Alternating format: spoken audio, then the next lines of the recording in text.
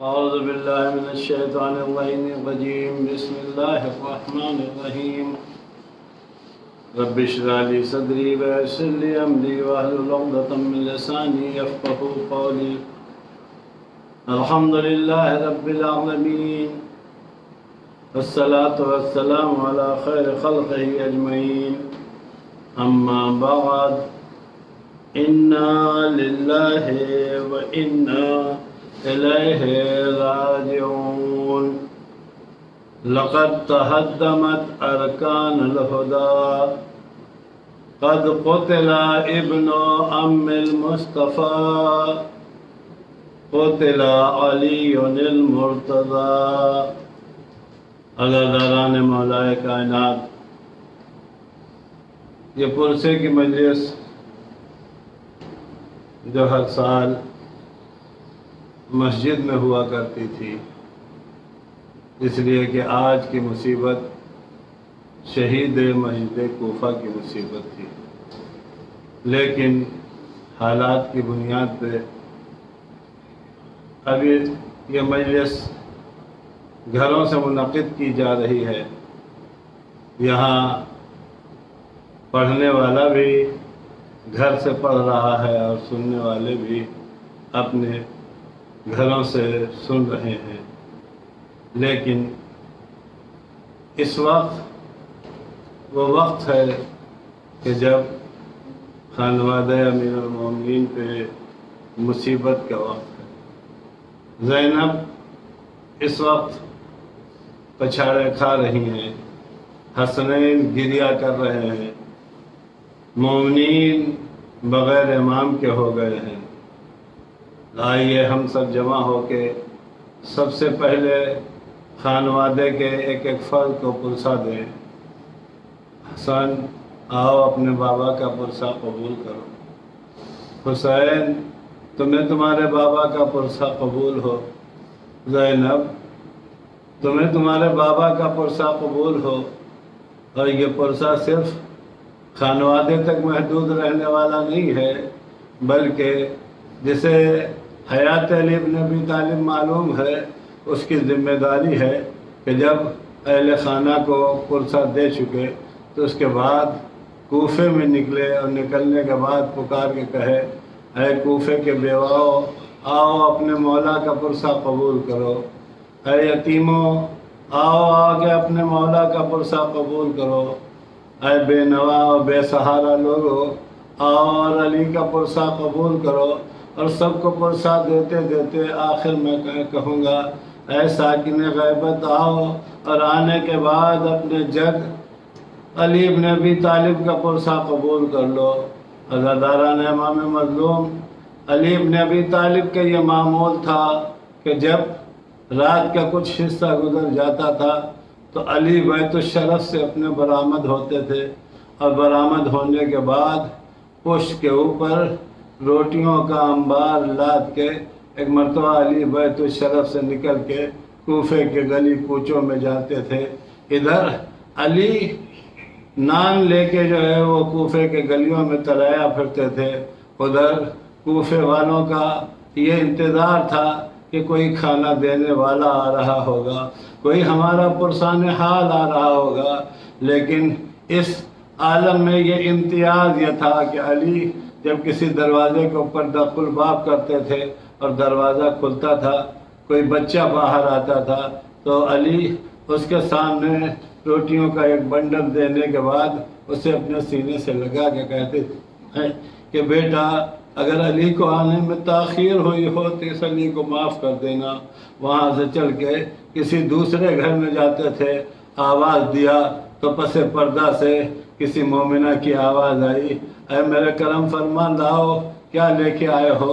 علی روٹیاں دینے کے بعد اس سے بھی یہی کہتے تھے کہ اگر آنے میں تاخیر ہو گئی تو اس علی کو معاف کر دینا. ایک گھر سے نکل کے دوسرے گھر، دوسرے گھر سے نکل کے تیسرے گھر. حد یہ ہے کہ جب ایک ایک بھوکے اور بے سہارا کو کھانا پہنچا چکتے تھے، اب اس کے بعد بیت الشرف میں آتے تھے.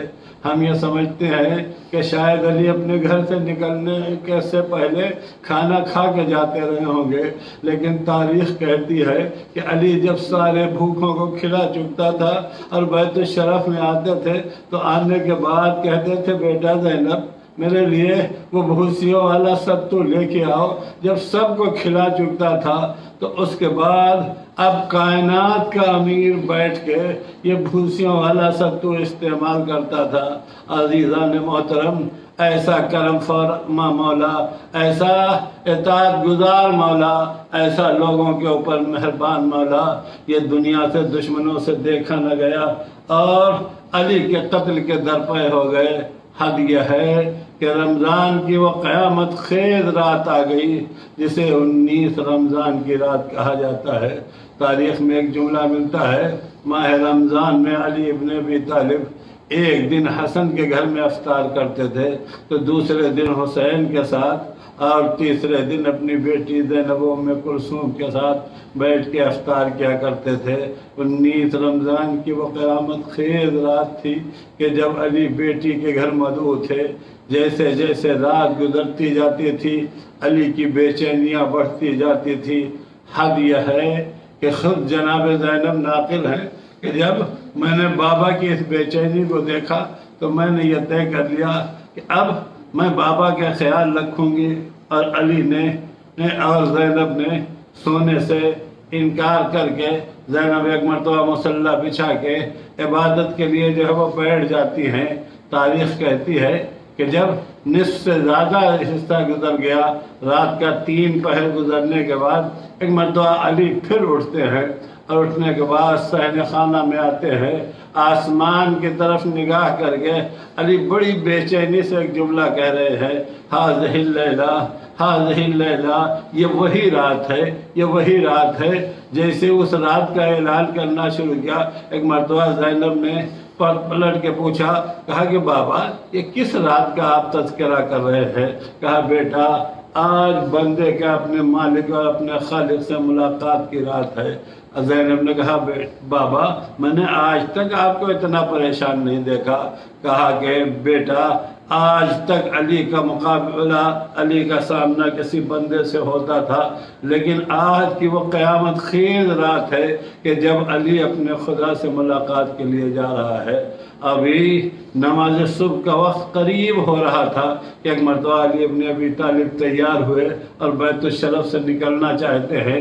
ادھر علی گھر سے نکلنا چاہتے ہیں کہ گھر میں پلی ہوئی بتوں نے بڑھ کے جو ہے وہ دامن پکڑا. جناب زینب کہتی ہیں کہ میں نے ایسا کبھی نہیں دیکھا تھا کہ جب بابا دروازے کے پاس قریب پہنچے تو دروازوں کی کیلوں نے نکل کے بابا کی عوامل ہے وہ بابا کو روکنا شروع کیا. اب میں اٹھ کے دوڑ کے بابا کے پاس آئی، کہا بابا یہ کیسے حالات نمودار ہو رہے ہیں؟ تو علی نے پلٹ کے کہا بیٹا دیکھو یہ بے زبان جانور ہے، اگر ہو سکے تو میرے بعد اگر ان کے دانے پانی کا انتظام کرنا تمہاری ذمہ داری ہے، اور اگر انتظام نہ ہو سکے تو میرے بعد انہیں آزاد کر دینا. یہ کہہ کے تاریخ کا جملہ ہے علی بیت الشرف سے برآمد ہوئے. بابا کو رخصت کر کے زینب دوڑی ہوئی یہ امام حسن کے پاس آئیں اور آ کے بابا کی رات کی کیفیت بیان کیا. تاریخ کہتی ہے کہ حسن دوڑے ہوئے گھر سے نکلے اور جا کے بابا سے پوچھا، کہا بابا ابھی تو رات کا بہت حصہ باقی ہے، نماز صبح میں وقت ہے. تو ایک مرتبہ علی نے کہا کہ بیٹا تم گھر میں واپس جاؤ، اس لیے کہ میں نے ابھی خواب میں دیکھا ہے کہ جبریل امین نازل ہوئے ہیں کوہ ابو قبیس کے اوپر، اور وہاں سے انہوں نے 2 پتھر اٹھایا اور پتھر اٹھا کے اسے آپس میں مارا، پتھر ریزہ ریزہ ہو جاتا ہے، اور اس کے بعد اس خاک کو ہوا میں فضا میں جبریل نے پھینک دیا، جس کا نتیجہ یہ ہوا کہ یہ خواب مکہ اور مدینے کے ایک ایک گھر میں پڑی. روایت کہتی ہے کہ کہا بابا پھر اس خواب کا مطلب آپ بتائیں. کہا اس کا مطلب اگر میرا خواب سچ ہے تو اس کا مطلب یہ ہے کہ آج مجھے شہید کر دیا جائے گا اور میری شہادت کی خبر پا کے مکے اور مدینے کا ایک ایک گھر جو ہے وہ غمزدہ ہو جائے گا۔ راوی کہتا ہے کہ جب حسن بیت الشرف سے نکل رہے تھے، زینب پر سے پردہ کھڑی ہوئی تھی، باپ اور بیٹے کی یہ آواز سنی تو ایک مرتبہ زینب کا دل جو ہے وہ دھڑکنے لگا۔ حسن بیت الشرف میں تشریف لائے اور ادھر علی ابن ابی طالب مسجد کی طرف چلے۔ روایت کہتی ہے کہ مسجد میں پہنچنے کے بعد نماز تہجد ادا کیا۔ نماز تہجد پڑھنے کے بعد ایک مرتبہ علی لوگوں کو بیدار کرنا شروع کیا۔ ابن ملجم کے پاس پہنچے، کیا دیکھا کہ وہ منہ کے بل لیٹا ہوا ہے۔ علی نے اسے بیدار کیا اور بیدار کرنے کے بعد پھر اذان کہی۔ اذان کہہ کے ابھی نافلہ صبح میں مشغول تھے کہ دوسری رکعت کے دوسرے سجدے میں تھے کہ ظالم نے ایسی تلوار فرق اقدس پہ ماری کہ تلوار مغز سر کو چیرتی ہوئی آگے نکل گئی۔ اب علی سے سنبھلا نہ گیا۔ ایک مرتبہ فضائے کوفہ میں آواز گونجی، لقد تہدمت ارکان الہدا، ارکان ہدایت جو ہے منہدم ہو گئے۔ قتل ابن ام المصطفیٰ، مصطفیٰ کا بھائی شہید کر دیا گیا، امیر المومنین قتل ہو گئے۔ عزیزو جیسے ہی یہ آواز فضا میں گونجی اور زینب کے کانوں میں پہنچی، ایک مرتبہ زینب نے دوڑ کے حسن حسین سے کہا، بھیا سنا آپ نے یہ کیسی آواز آ رہی ہے؟ گھر سے نکل کے دیکھو، لگتا ہے بابا پہ مصیبت آ گئی ہے۔ روایت کہتی ہے کہ جب حسن مسجد میں پہنچے ہیں تو مسجد کا عالم یہ ہے کہ علی محراب مسجد کوفہ میں گرے ہوئے ہیں اور مسجد کی خاک اٹھا اٹھا کے اپنے سر پہ ڈالتے جاتے ہیں۔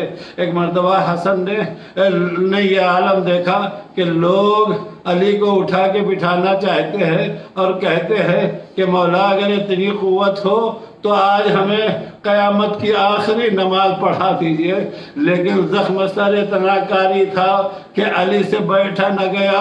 ایک مرتبہ علی ابن ابی طالب نے کہا کہ بیٹا پہلے ان لوگوں کو نماز پڑھاؤ، اس کے بعد میری بات و پرس کرنا۔ حسن نے نماز پڑھایا۔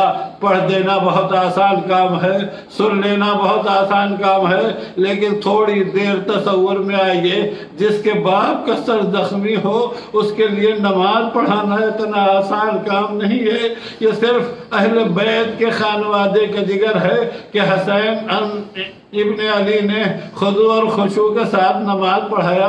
اب جو نماز تمام ہوئی تو اس کے بعد پوچھا، بابا یہ آپ کا حال کس نے کیا ہے؟ تو علی ابن ابی طالب نے کہا بیٹا گھبراؤ نہیں، ابھی بابا کندہ سے میرے قاتل کو لوگ گرفتار کر کے لائیں گے۔ روایت کہتی ہے کہ تھوڑی دیر نہ گزرنے پائی تھی کہ ایک مرتبہ علی نے کیا دیکھا کہ ابن ملجم کو لایا جا رہا ہے۔ لوگوں نے اس کے ہاتھ پس گردن سے باندھ دیے تھے، اس کی مشکیں بندھی ہوئی تھی، علی سے دیکھا نہ گیا۔ ایک مرتبہ کہتے ہیں بیٹا حسن اس کی مشکیں کھول دو، اس لیے کہ مجھ سے دیکھا نہیں جا رہا ہے۔ میں کہوں گا مولا آج قاتل کی مشکیں بندھی ہوئی ہیں، آپ سے دیکھا نہیں جا رہا ہے، لیکن یہ سن 40 کا کوفہ ہے، لیکن ہائے سن 61 کا کوفہ ہوگا جب آپ کی بیٹیاں ان کے بازو ایک رسن میں بندھے ہوں گے تو عالم ارواح سے آپ کیسے برداشت کریں گے؟ اجرکم اللہ۔ خدا کسی غم میں نہ رلائے سوائے غم مولا کائنات میں۔ اس کے بعد ایک گلیم لائی گئی اور اس میں حسن نے اپنے بابا کو لٹایا، بیٹوں نے باپ کو اٹھایا، لے کے گھر کی طرف چلے۔ اتنی دیر میں یہ آواز کوفے کے گلی کوچوں میں پھیل چکی تھی، چاروں طرف سے ہجوم بیت علی کی طرف بڑھا۔ روایت کہتی ہے جب گھر قریب آیا تو ایک مرتبہ علی ابن ابی طالب نے بیٹے سے کہا بیٹا حسن ان چاہنے والوں سے کہہ دو کہ اب یہاں سے واپس چلے جائے، اس لیے کہ جیسے میری اس کیفیت کو زینب و ام کلثوم دیکھیں گی ان کی گریہ کی آواز بلند ہوگی۔ میں نہیں چاہتا کہ نامحرموں کے کانوں میں میری بیٹیوں کی آواز جائے۔ میں کہوں گا مولا یہ سن 40 کا کوفہ ہے، آپ نہیں چاہتے کہ زینب کی آواز نامحرموں تک پہنچے، لیکن ہائے سن 61 کا کوفہ، یہی کوفے کے بازار ہوں گے کہ زینب بے مقنع چادر بازار کوفہ میں داخل کی جائیں گی۔ अजरकुम अल्लाह। अली बैतुश्शरफ में पहुंचे, एक कोहराम बरपा था, बेटियां व अलिया व मोहम्मदा के नारे बुलंद कर रहे थे। 19 का दिन गुजरा, दिन गुजरने के बाद अब रात आई। रवायत कहती है इस बेचैनी के आलम में हमारा मौला था कि कभी करवट बदलता था, कभी पैरों को पटकता था और धीरे धीरे जो है वो जहर का असर जो है वो बढ़ता जा रहा था। 20 की सुबह नमोदार हुई। जनाब मोहम्मद हनफिया का बयान है कि रह रह के बाबा की बेचैनी बढ़ती जा रही थी और उधर दरवाजे के ऊपर चाहने वाले बैठे हुए थे। बार बार बाबा ये कह रहे थे कि जाके चाहने वालों से कह दो कि अपने घरों को वापस चले जाएं। मैंने आके ये कहा कि आप अपने घरों को वापस चले जाइए। ज़्यादातर लोग तो चले गए, लेकिन तारीख कहती है कि असबाब बैठे रहे। थोड़ी देर के बाद मैंने देखा कि फिर हसन बरामद हुए और कहा असबाब सब चले गए, तुम नहीं गए। तो एक मर्तबा तड़प के कहते हैं मौला जिनके पैरों में ताकत थी वो अपने पैरों से चले गए, मेरे न पैरों में उठने की ताकत है न दिल में यहाँ से जाने की कोई तमन्ना है। एक मर्तबा जाके बाबा से कहिए कि आखिरी दीदार करा दे। रवायत कहती है हसन वापस गए और जाने के बाद असबक का पैगाम पहुंचाया। मौला ने इजाजत दिया तो असबक दाखिल हुए। खुद असबक का बयान है कि जब मैं दाखिल हुआ तो मैंने वो कैफियत देखा कि जहर के असर से अली का चेहरे का रंग ऐसा जर्द हो गया था कि अली की पेशानी पे एक जर्द रंग की पट्टी थी। मैं ये महसूस नहीं कर पा रहा था कि कपड़ा ज्यादा जर्द है या अली के चेहरे का रंग ज्यादा जर्द है। अजरकुम अल्लाह। उसके बाद रवायत में एक फिक्रा मिलता है कि जब ये कैफियत बेटियों से बर्दाश्त न हो सकी तो एक मर्दवा उम्मे कुलसूम आती है और आगे कहती है कि भैया हसन क्या कूफे में कोई ऐसा हकीम नहीं है जिसे बुला के बाबा का जख्म सर दिखाए ताकि मेरे बाबा को इफाका हो जाए। है इतना कहना था कि इमाम हसन के कहने के ऊपर असीर नामी जर्राह बुलाया गया। इधर जर्राह बैतुश्शरफ की तरफ आ रहा था, उधर जनाब उम्मे कुलसूम ने कातिल से यह कहा कि अब जर्राह आ गया है, अब मेरे बाबा के जख्म सर का इलाज हो जाएगा। जालिम इब्न मुलजिम ने कहा कि उम्मे कुलसूम मुतमईन न हो, मैंने ऐसे जहर में बुझी हुई तलवार अली के सर पे मारी है कि अगर उस जहर का एक कतरा पानी में मिला के कूफे के ज़ी रूह को पिला दिया जाता तो कोई भी जिंदा न बचता। रवायत कहती है कि जर्राह आया, मौला के जख्म सर को देखा और देखते ही ज़ारो कतार रोना शुरू किया। हसन घबरा के पूछते हैं कि जर्राह क्या बात है, तू क्यों गिरिया कर रहा है? तो उसने कहा कि जख्म इतना कारी है और तलवार ऐसे जहर में बुझी हुई है कि अब मौला का बचना जो है वो मुश्किल है। और जाते जाते एक फिक्रा कहा क्या है हसन, ऐसे वक्त में ऐसे मरीज को अगर थोड़ा सा दूध मिल जाए तो तकलीफ में इफाका हो जाता है। अजीजों, इमाम हसन ने किसी से कहा नहीं था, यह आवाज जैसे चाहने वालों के कानों में पहुंची। रवायत कहती है लोग बेसाख्ता अपने घरों की तरफ दौड़े और थोड़ी देर के बाद हर आदमी के हाथ में पानी का एक दूध का एक प्याला था और हर शख्स ये चाहता था कि मौला तक ये दूध किसी तरीके से पहुंच जाए। रवायत कहती है कि जब इमाम हसन दूध लेके मौला के पास पहुंचे तो अली इब्न अबी तालिब ने दूध लेके पी तो लिया, लेकिन पीने के बाद कहते हैं बेटा मैंने दूध आज पी तो लिया इसलिए कि ये दुनिया की मेरी आखिरी ग़िज़ा है, लेकिन तुमसे मैं ये कह रहा हूँ ऐसे ही पहला मेरे कातिल तक पहुंचा दो। मैं एक जुमला कहूँगा, आज हसन ने दूध मांगा नहीं था लेकिन इतने चाहने वाले मौजूद थे कि हर घर से दूध का प्याला आ रहा था। लेकिन हाल तारीख़ करबला हुसैन इब्न अली अपने हाथों पे एक 6 महीने के बच्चे को लिए हुए लोगों से पानी का सवाल कर रहे थे। कोई पानी के बजाय कोई दूध और पानी देने वाला तो न था। हाँ, एक जुमला मिलता है कि एक आवाज उभरती है, ऐना ऐना हुर्मुला इक्ता कलामल हुसैन, हुसैन के कलाम को कता कर दे। अजरकुम अल्लाह। اب اس کے بعد مولا کائنات نے وصیتیں کرنا شروع کیا۔ اقرار توحید و نبوت و رسالت کے بعد ایک مرتبہ اپنی عبادات کا تذکرہ کیا۔ کہا بیٹا خدا کی اطاعت میں آپ تمہارے بابا سے کوئی کوتاہی نہیں ہوئی ہے۔ اس کے بعد کہتے ہیں بیٹا میری شہادت کے بعد تمہارے اوپر مصائب کے پہاڑ توڑ دیے جائیں گے اور ہر عالم میں صبر کرنا۔ اور اس کے بعد تاریخ کہتی ہے گھر کے ایک ایک افراد کو بلا کے علی وصیت کرتے ہیں اور سب سے یہ کہتے ہیں کہ دیکھو میرے بعد اولاد فاطمہ کا جتنا ہو سکے خیال کرنا۔ اور یہ کہنے کے بعد حسن کو بلایا، ایک ایک کا ہاتھ اپنے پکڑنے کے بعد حسن کے ہاتھ میں دیتے تھے اور دے کے کہتے تھے آج کے بعد ان کی اطاعت کرنا۔ لیکن میں نے روایت میں ایک جملہ دیکھا ہے، جب سب کے بارے میں وصیت کر چکے تو ایک مرتبہ ام البنین ادھر سے آتی ہے، کیا دیکھا کہ سب تو اس وقت موجود ہیں لیکن میرا عباس اپنے باپ کے پاس موجود نہیں ہے۔ ایک مرتبہ اٹھی اور ایک حجرے میں گئی تو کیا دیکھا کہ عباس ایک گوشے میں بیٹھے زارو قطار رو رہے ہیں۔ کہا میرے لال کیوں رو رہے ہو؟ کہا کہ اس لیے رو رہا ہوں کہ شاید مجھ سے کوئی غلطی کوئی خطا ہو گئی ہے، اس لیے کہ بابا نے سب کا ہاتھ بھیا حسن کے ہاتھ میں دیا لیکن میرے بارے میں کوئی وصیت نہیں کیا۔ روایت کہتی ہے ام البنین قریب آئی اور آنے کے بعد ہاتھوں کو جوڑ کے کہتی ہے میرے والی و وارث کیا میرے بچے سے کوئی خطا ہو گئی ہے؟ اتنا سننا تھا کہ علی نے تڑپ کے کہا کہ میں جو دیکھ رہا ہوں اگر ام البنین تمہیں معلوم ہوتا کہ عباس پہ کیا گزرنے والی ہے تو شاید تم یہ سوال نہ کرتی۔ یہ کہنے کے بعد ایک مرتبہ عباس کے ہاتھ کو پکڑا اور پکڑنے کے بعد حسین کو قریب بلا کے کہا میرے لال عباس حسین نبی کے بیٹے ہیں، تم میرے لال ہو، ایک دن ایسا آنے والا ہے کہ جب صحرائے کربلا میں تمہارا یہ بھائی 3 دن کا بھوکا اور پیاسا دشمنوں کے نرغے میں گھرا ہوگا تو عباس اپنے حسین کی حفاظت کرنا، میری طرف سے اپنی جان کو قربان کر دینا۔ اجرکم اللہ۔ وصیتوں کا سلسلہ ختم ہوا، تھوڑی دیر میں گزرنے پائی تھی کہ ایک مرتبہ مولا کائنات نے پیشانی سے پسینہ پوچھا۔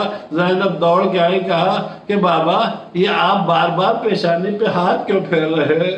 تو کہا بیٹا میں نے تمہارے نانا سے سنا ہے کہ جب وقت آخر قریب آتا ہے تو پیشانی پہ موت کا پسینہ آنے لگتا ہے۔ اس بات کا سننا تھا کہ زینب تڑپ کے بے چین ہو گئی۔ کہا بابا آپ بار بار جو ہے ہمیں اپنے جانے کی خبر کیوں دے رہے ہیں؟ میرا دل بیٹھا جا رہا ہے، میں پریشانیوں میں مبتلا ہوں۔ اتنا سننا تھا کہ علی نے زینب کا سر اپنے سینے پر رکھ کے کہا زینب تمہیں پریشان ہونے کی ضرورت نہیں ہے، یہ مصیبت تو کوئی بڑی مصیبت نہیں ہے، ابھی تو تمہیں بڑی بڑی مصیبتوں سے گزرنا ہے، تمہیں بے مقنع و چادر کوفہ و شام کے دربار و بازار سے گزرنا ہے۔ اے میری بیٹی تم ساری مصیبتوں میں صبر کرنا۔ اور یہ وصیتوں کے بعد ایک مرتبہ ایک ہچکی لی اور روح جنت کو پرواز کر گئی۔ حسب وصیت جناب محمد حنفیہ نے پانی کا انتظام کیا، حسن اور حسین نے اپنے بابا کو غسل دیا اور غسل دینے کے بعد اب روایت میں ایک جملہ ملتا ہے کہ علی بن ابی طالب نے کہا کہ جا کے چاہنے والے دروازے پہ جمع ہے ان سے کہہ دو کہ اپنے گھروں کو واپس چلے جائیں، اس لیے کہ علی نے اپنی وصیت میں یہ کہا تھا کہ میرے قبر کو مخفی رکھنا۔ عزاداران امام مظلوم حسن باہر نکلے اور نکلنے کے بعد سارے چاہنے والوں سے کہا کہ بابا کی وصیت ہے کہ آپ جنازے میں جنازے کے ساتھ نہ جائے اور اپنے گھروں کو واپس چلے جائے۔ لوگ واپس تو چلے گئے لیکن میرا دل کہتا ہے اگر یہ چاہنے والے تھے تو کیسے واپس گئے ہوں گے؟ اس کو نہ کوئی راوی لکھ سکتا ہے اور نہ کوئی بیان کرنے والا بیان کر سکتا ہے۔ اب اس کے بعد ایک مرتبہ حسنین نے دیکھا کہ آگے سے جنازہ جو ہے وہ اٹھنا شروع ہوا، دوڑ کے پیچھے سے حسنین نے باپ کے جنازے کو اٹھایا اور لے کے جدھر جدھر جنازہ جا رہا تھا۔ روایت کا فقرہ ہے کہ अली का जनाजा जिस रास्ते से गुजरता था दीवारें खम हो जाया करती थी, दरख्त झुक जाया करते थे। रवायत में एक फिक्रा है कि जैसे ही अली का जनाजा मस्जिद हन्नाना की तरफ पहुंचा, एक मर्तबा दीवारें जो है वो खम हो गई और लेके उस जगह पे पहुंचे कि जैसे ही वहाँ नजफ अशरफ पहुंचे, एक मर्तबा जनाजा आगे की तरफ से फिर झुकना शुरू होता है। जनाजे को रखा गया और रखने के बाद हस्ब रवायत वो उस जगह को से पत्थर को हटाया गया। जैसे पत्थर हटाया गया, एक कब्र तैयार मिली जिस पे लिखा हुआ था पत्थर के ऊपर, ये वो कब्र है जिसे नूह नबी अल्लाह ने मोहम्मद के वसी अली के लिए तैयार किया। रवायत कहती है कि बेटे ने बाप को कब्र में उतारा और उतारने के बाद एक मर्तबा सुपुर्द लहद किया। रवायत में एक फिक्रा मिला कि अभी हसनैन अपने बाबा को सुपुर्द खाक कर रहे थे कि उधर से सासा इब्न सोहान आए। जैसे ही देखा तो कहा हसन ने कि सासा, बाबा ने सबको आने के लिए मना किया। तो एक मर्तबा सासा कहते हैं, हाँ आप सही फरमा रहे हैं, लेकिन जहाँ आपसे मना किया है वहीं बाप के बाबा ने मुझे खुसूसी इजाज़त दिया है, इसलिए कि आप लोग तो मदीने वापस चले जाएंगे। आपके जाने के बाद अगर कभी ज़रूरत पड़ी कि मौलाए कायनात की कब्र का निशान बताना हुआ तो अगर मैं न जानूंगा तो मेरे अलावा कौन बताएगा। ये कहने के बाद हसनैन अपने बाबा को दफन करके वहां से रुखसत होकर बैत शरफ की तरफ तशरीफ लाए। अज़ादारान इमाम मज़लूम हर साल इस वक्त मौलाए कायनात का ताबूत हम और आप अपने कांधों पे उठाते थे, लेकिन इस वक्त ताबूत तो नहीं उठ सकता। हाँ इतना जरूर कहेंगे कि जब जनाजा निकला तो एक मर्तबा एक कोहराम बरपा था, चारों तरफ से आवाज आ रही थी, अली अलविदा, अली खुदा हाफिज। कल हम और आप मौजूद नहीं थे, आज मौजूद हैं, लिहाजा अब हम सब की जिम्मेदारी है कि हम अपने मौला को खुदा हाफिज कहें, अपने मौला को अलविदा कहें। और यही के साथ एक मर्तबा आवाज फिर गूंजना शुरू होती है, ए हसन के बाबा खुदा हाफिज, ए हुसैन के बाबा अलविदा, ज़ैनब के बाबा अलविदा, उम्मे कुलसूम के बाबा अलविदा, मोहम्मद हनफिया के बाबा अलविदा, अल-फिराक अल-फिराक व अलिया व मुहम्मदा, इन्ना लिल्लाहि व इन्ना इलैहि राजिऊन, रिदन बिक़ज़ाइहि व तस्लीमन लिअम्रिहि। या अली मौला हैदर मौला, या अली मौला हैदर मौला, या अली मौला हैदर मौला।